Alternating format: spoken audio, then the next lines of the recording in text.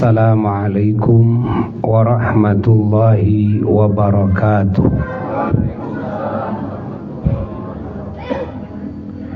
Bismillahirrahmanirrahim.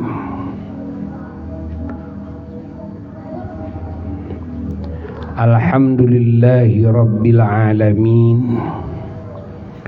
Wa afdhalus salati wa atammut taslimi ala sayyidil awwalina wal akhirin, imamil anbiya'i wal mursalin, wa khatamin nabiyyin wa rahmatillahi lil alamin, wa syafa'atihi li khalqihi ajma'in yaumaddin, sayyidina wa nabiyina wa habibina wa syafi'ina wa maulana Muhammad wa ala alihi wa sahbihi ajma'in. Amma ba'du, fa ya ibadallah, usikum wa nafsi bitaqwallah, faqad fazal muttaqun. Para jamaah dan segenap saudara-saudara muslimin muslimat, mukminin mukminat dimanapun berada, rahimakumullah. Alhamdulillah, di sore hari ini di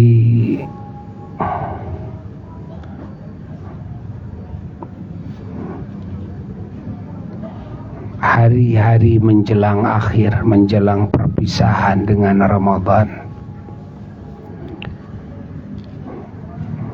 kita masih dikasih umur oleh Allah dengan kesehatannya, keafiahannya, dan juga limpahan nikmat, limpahan anugerah dari Allah yang tak terhitung. Terkhusus hidayah dan taufik dari Allah, petunjuk dan pertolongan kepada kita, kepada ketaatan, kepada berbagai hal yang Allah cintai, yang Allah ridhai, yaitu melakukan perintah-perintah Allah, dari mulai yang wajib-wajib, lalu berusaha mengamalkan yang sunnah-sunnah, dan menjauhi larangan-larangan Allah dari mulai yang haram-haram, lalu berjuang menjauhi hal-hal yang dimakruhkan.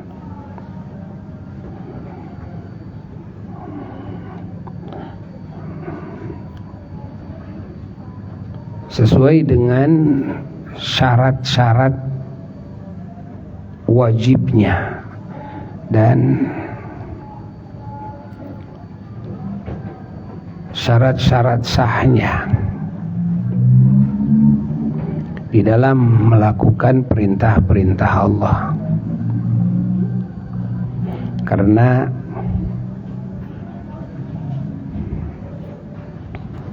tidak semuanya di bulan Ramadan ini diwajibkan berpuasa. Ada yang haram berpuasa, seperti perempuan yang sedang haid, yang sedang nifas. Ada yang juga haram berpuasa bagi perempuan yang sedang hamil, dan menurut dokter kalau berpuasa ini bisa mencelakakan janin, maka puasanya itu menjadi haram.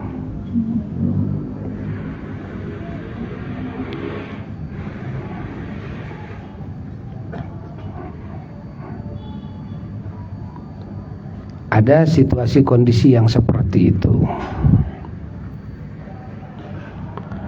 atau yang sedang menyusui, tidak ada cara lain kecuali dengan cara menyusui dengan susu ibunya, dan jika tidak disusui ini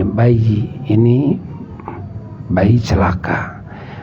Kalau disusui dalam keadaan saum, nah umpamanya menurut ilmu kedokteran yang adil, ya, yang terpercaya, ini bayi ini bisa kena penyakit, bisa sakit itu, maka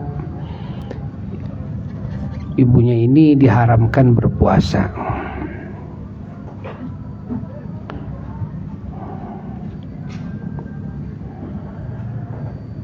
Ada juga yang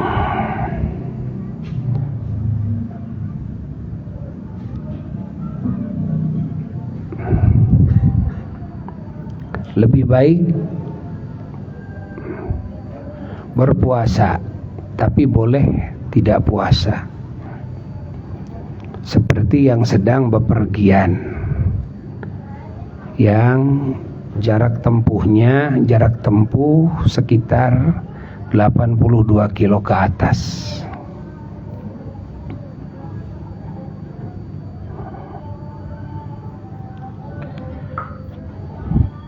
Maka buka puasa dibolehkan,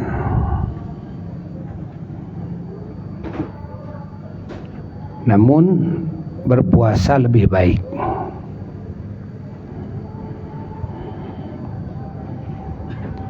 Lalu ada yang lebih baik buka, tapi kalau berpuasa tidak apa-apa, seperti wanita yang sedang hamil, yang sedang menyusui, yang menurut kedokteran di sini betul-betul ini bisa menjadi efek negatif bagi perkembangan bayi, ya, walaupun tidak dipastikan menjadi madarat bagi bayi ini, karena kalau dipastikan jadi madarat itu haram saumnya. Ini tidak dipastikan madarat bagi bayi, tapi menurut kedokteran, nah ini kurang baik bagi perkembangan bayi. Itu ibunya lebih baik tidak puasa. Jadi saking sayangnya Allah, ya, Allah itu menurunkan agama untuk membangun kehidupan yang baik, dan untuk membangun kesehatan, kekuatan, kecerdasan, ya, untuk kesejahteraan, untuk ketenangan batin, untuk keberuntungan, untuk keselamatan, untuk keamanan, keselamatan, untuk kemuliaan, untuk keberuntungan yang tiada henti. Maka kita harus bersyukur kepada Allah, oleh Allah dikasih agama.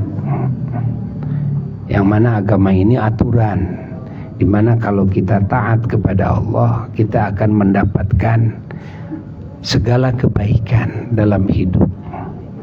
Hati akan tenang, badan pun akan sehat, akan kuat, otak akan cerdas, dan akan selamat dari berbagai kejelekan-kejelekan, kerugian-kerugian, musibah-musibah, fitnah-fitnah. Nah, kesananya akan selamat dari azab Allah, dari murka Allah. Kita akan beruntung, kita akan damai, kita akan tentram, kita akan aman, kita akan terpuji, kita akan dicintai makhluk, ya, di samping dicintai Khalik Jalla Jalaluhu wahda, kita akan dihormati, kita akan dikangenin, ya. Kalau kita taat kepada Allah, mengamalkan perintah-perintah Allah dengan benar, dengan ikhlas karena Allah, menjauhi larangan-larangan Allah dengan penuh keyakinan dan sesuai dengan ilmunya.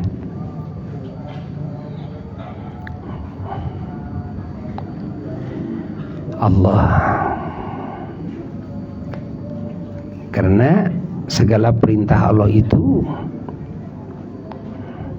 adalah faktor penyebab keselamatan, kebahagiaan, kemuliaan di dunia dan di akhirat. Faktor-faktor penyebab ketenangan, faktor-faktor penyebab keberuntungan, kesehatan, kekuatan, kecerdasan, sampai dikabulkannya doa, ya, oleh Allah. Faktor penyebab hati kita bisa bertemu dengan Allah. Kesananya juga faktor penyebab masuk surga, selamat dari api neraka.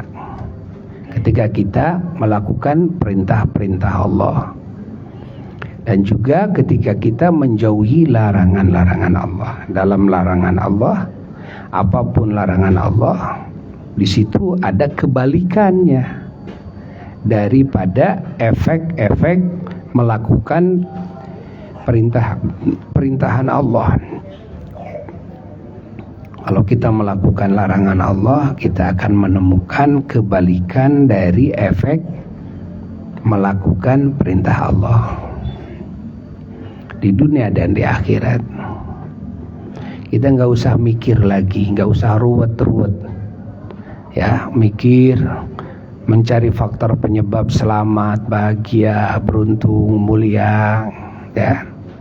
Pokoknya lakukan saja perintah Allah. Iman, takwa, iman, yakin kepada Allah, kepada Rasulullah sallallahu alaihi wasallam, kepada firman Allah, kepada malaikat Allah, yakin kepada hari kiamat, yakin kepada akhirat, ya, yakin kepada takdir baik dan buruk semua dari Allah, yakin kepada segala janji Allah dan ancamannya, yakin kepada nikmat-nikmat, ya, bagi hamba-hamba Allah yang beriman dan bertakwa, dan azab bagi manusia dan bangsa jin yang tidak beriman dan tidak bertakwa.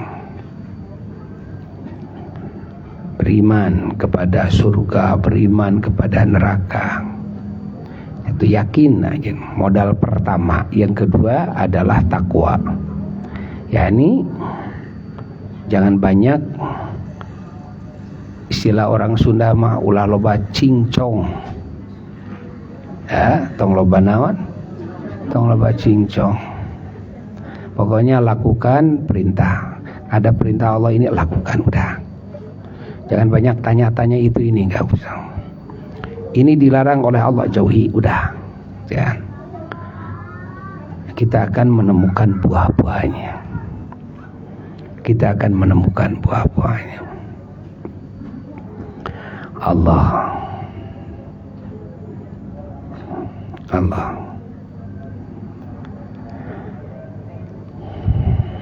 Allah Subhanahu wa ta'ala juga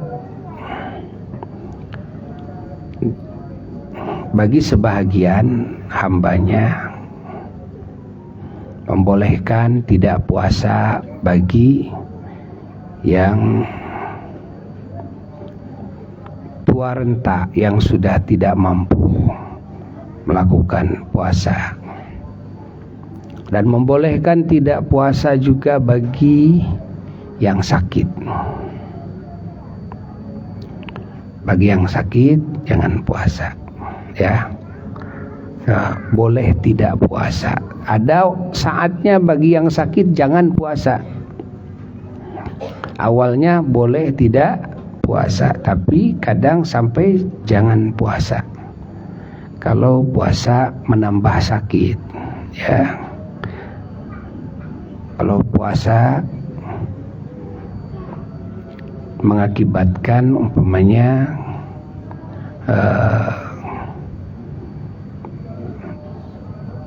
tambah sakit,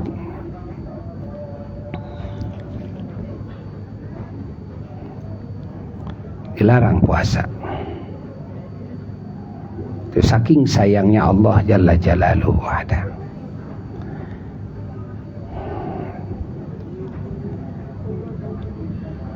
Ada lagi yang boleh tidak puasa, tapi lebih bagus puasa adalah anak-anak yang tamyiz, yang belum balik, yang tamyiz. Mereka itu sebetulnya kalau tidak puasa tidak dosa karena belum balik, tapi mereka lebih bagus puasa dari mulai umur tamyiz. Nah, untuk latihan ya, latihan berpuasa, latihan menahan keinginan perut ya, dilatih itu dari kecil. Bagus itu latihan. Tapi kalau anak ini ternyata dia tidak mampu, ya udah, biarkan saja dia makan, tapi tetap dilatih, dididik oleh kita.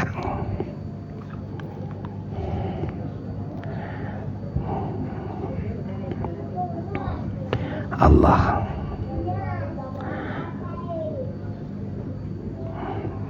Jadi ibadah itu ada kalanya melakukan ibadah itu, ada kalanya meninggalkan. Itu melakukan perintah, meninggalkan larangan. Bagi yang haid, yang nifas, dilarang berpuasa. Jadi kalau berpuasa sengaja malah Allah gak ridho. Kalau tidak makan tidak apa-apa. Kalau tidak makan, saya mah lagi nggak mau makan, nggak apa-apa ya.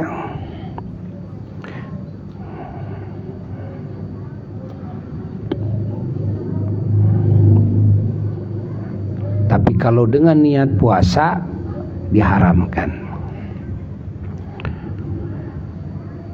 Ada lagi yang sunnah imsak. Sunnah imsak. Imsak di sini adalah menahan dari makan minum, menahan dari juga berhubungan suami istri. Sunnah, tidak wajib. Bukan puasa, bukan saum, bukan. Tapi ini imsak. siapa? Ya. Yang pertama, sunnah imsak itu adalah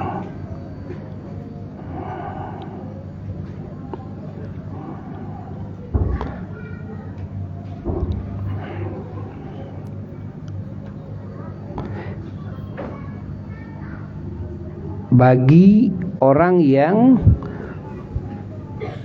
tidak puasa dalam saparnya, lalu dia kembali ke kampung halamannya masih belum maghrib. Ketika datang ke kampung halamannya, maka sunnah dia imsak. Jangan makan, jangan minum, kan? Sampai maghrib. Kalau makan minum gimana? Nggak apa-apa, nggak dosa, tapi lebih bagus imsak, dikasih pahala.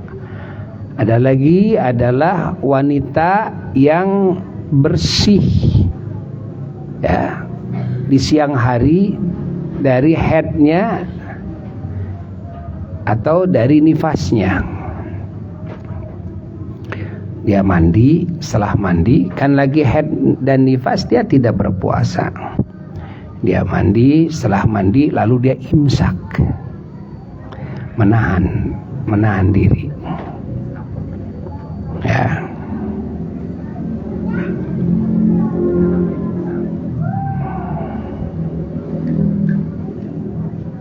Ini yang sunnah imsak diantaranya. Di antaranya lagi yang sunnah imsak, orang yang dia tidak puasa karena sakit, tapi di siang hari tiba-tiba sembuh total dari penyakitnya. Tadi kan tidak puasa, waktu zuhur umpamanya sembuh, maka kalau sudah sembuh sunnah apa? Imsak. Ada lagi ya, diantaranya yang sunnah imsak itu sudah mendekati subuh. Bagi orang yang wajib kepadanya berpuasa, bagi orang yang mau berpuasa, ya, yang mau saum, itu sunnah imsak beberapa menit menjelang subuh. Ini dicontohkan oleh Rasulullah SAW. Makanya ada budaya, ya, ada budaya ahli sunnah wal jamaah di mana-mana suka ngasih tahu imsak, imsak. Kadang-kadang dengan sirine dan sebagainya. Itu sunnah. Itu sunnah. Imsak yang disunnahkan. Udah berhenti, ya udah berhenti. Rasulullah juga begitu. Udah berhenti, para sahabat mengikutinya, berhenti. Ini berdasarkan hadis sahih ini, ya, hadis sahih. Ya, adapun orang yang mengatakan tidak ada imsak sebelum subuh di dalam Islam, bahkan membid'ahkan, ini orang yang sama sekali dia nggak tahu agama, nggak tahu fikih, ya, tidak tahu hadis, padahal ini hadisnya sahih, contohnya dari Rasulullah sallallahu alaihi wasallam. Dia orang yang tidak tahu. Ya, makanya hati-hati kalau kita berguru, kalau kita mau menyimak penceramah, ya, tausiah, itu harus dilihat dulu orang-orang yang punya wawasan luas di dalam ilmu agamanya. Ya.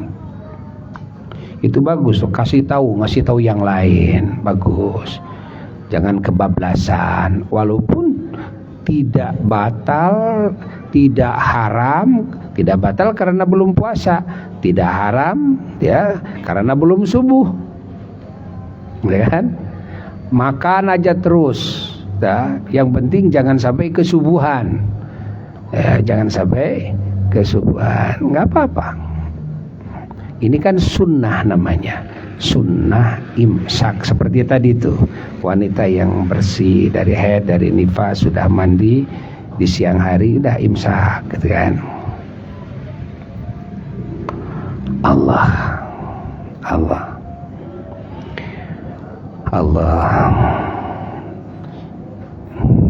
Agama diturunkan oleh Allah untuk memberikan kehidupan yang baik bagi hambanya, untuk menjaga hamba-hambanya dari segala kerusakan, ya, menjaga dari penyakit, menjaga dari kerugian-kerugian, menjaga ya dari kehinaan, sampai menjaga dari api neraka. Badan harus dijaga oleh agama, kehormatan dijaga, akal sehat harus dijaga, jangan sampai dirusak dengan makanan minuman yang merusak akal, apapun itu namanya, bukan khamr saja, obat-obatan atau tumbuh-tumbuhan, daun-daunan atau apapun yang ini bisa mengakibatkan rusak akal, bisa mengakibatkan hilang akal, ya, bisa mengakibatkan mabuk, ya. Nah, itu diharamkan oleh Allah karena Allah sayang kepada kita, apapun itu, ya, apapun itu. Kan sekarang banyak kayak daun-daunan, ya, banyak, bukan cuma ganja saja, ada daun apalagi apa namanya, kucubu, ada daun apa lagi, banyak, ya. Orang kalau mau mabuk itu tidak mesti harus heroin, ya, kokain, tidak, ya. Banyak sekarang dengan bensin, dengan lem, dengan banyak lah gitu kan, dengan banyak. Atau di rokok-rokok apa yang sekarang yang baru dihisap itu apa? Pape. Yang pape itu kan ada obat khusus untuk pape, cairan khusus untuk pape, yang di situ dijual yang sudah ada narkobanya di dalamnya. Ya, hati-hati itu, hati-hati. Ya, hati-hati. Allah itu saking sayangnya Allah, jauhi. Yang Allah menjaga dengan agamanya, menjaga apalagi nasab dijaga agar nasab ini utuh, itu kan, masya Allah, menjaga. Kalau agama sudah jelas dijaga oleh agama, ya, agama dijaga oleh agama, ya. Lalu menjaga jasad kita, akal kita, kehormatan kita, apalagi harta manusia, harta kita, lalu nasab kita dijaga oleh agama. Maka ikuti agama dengan benar, amalkan dengan benar, maka kita akan terjaga, kita akan selamat. Semoga Allah Ta'ala ya memberikan kemampuan kepada kita, hidayah dan taufik untuk bisa melakukan segala perintahnya dengan sebenar-benarnya, menjauhi segala larangannya dengan sebenar-benarnya. Dan semoga Allah menerima segala amal ibadah kita semua, saum kita, salat kita, dan segala ibadah kita, dan mengampuni segala dosa-dosa kita semuanya. Kita beberapa hari lagi, ya, beberapa hari lagi kita bercinta dengan Ramadan. Kita bercinta dengan Ramadan. Hanya beberapa hari lagi, mungkin 4 hari, mungkin 5 hari. Sekarang Senin, Selasa, Rabu, Kamis, 4 hari, ya, karena kemungkinan hari Jumat, mungkin juga 5 hari dengan Jumat, kemungkinan juga hari Sabtu. Nanti lihat.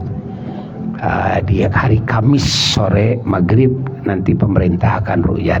Kita menunggu berita dari Badan Ru'yat dan Hisab. Alhamdulillahirabbil alamin. Semoga kalimat ini manfaat, berkah bagi semuanya. Bismillahil Fatihah.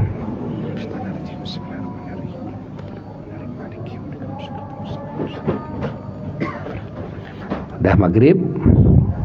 Udah? Ayo batalkan, takjil, segera sunnah